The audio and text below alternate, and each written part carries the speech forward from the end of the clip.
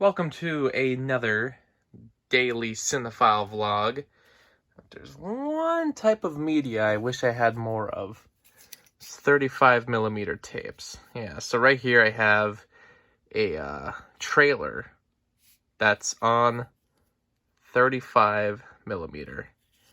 And of course, I've never been able to actually watch it because how can I? I would need a 35 millimeter projector. But it's pretty cool to just have anything. This says it's a 30-second trailer. I don't know if that's exactly, it must be true, but I guess I don't know exactly which trailer was the chase for Toy Story.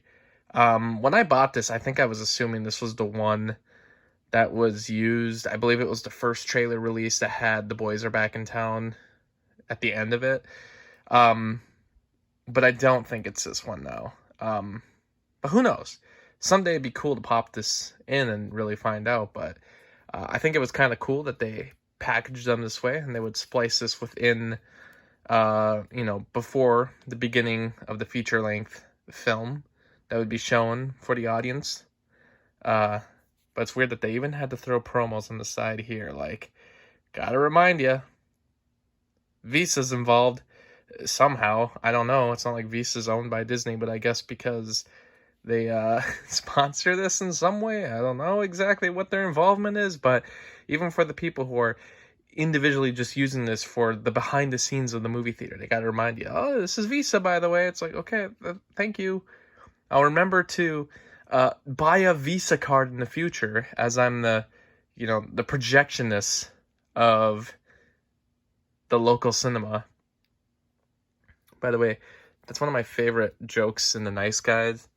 It's when that person who's obsessed with movies refers to himself as a projectionalist. I mean, I too always kind of, I don't say every word correctly, but that little piece right there was just so perfect.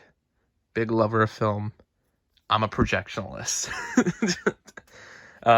I certainly say stupid things as well. Even though I claim to love movies, I'm sure I've made some flubs. Everyone in the comments always lets me know. But yeah, if there's anything I'd like to own on 35 millimeter, it would definitely be the original Toy Story would be kind of cool. But honestly, something that is kind of different on home video, that's been cut, or maybe some different effects changes have been done, or any changes have been done to the movie. It'd be cool to get a 35 millimeter of an original cut of the film. For instance, Star Wars, that would be a great one to have. Other famous ones that probably aren't accessible commercially, because you can't really go and buy, like, I don't know, the original cut of The Black Cauldron, I guess, the original cut of Ferris Bueller, I guess, things like that. Which reminds me, they recently said, as far as Batman goes, which is down here, I heard recently that somebody who has some connections to Warner Brothers watched a different cut of Batman Forever. Because, as a lot of people have been beginning to learn, Joel Schumacher unfortunately had to do some major changes to that movie. So, everyone hates it. Everyone hates his Batman films, but he had to actually extensively change them due to studio demands. I just like looking at this cover. So maybe in the future, though, we'll be able to see the original cut of Batman Forever. But see, if you have a 35 millimeter player somehow, or collect 35 millimeter films, see, that's a film that you wouldn't be able to technically get because it's not really accessible unless you work at Warner Brothers. But in the meantime, getting some more trailers would be kind of cool. It would just be hard to stash. I mean, we're talking about 30 seconds right here.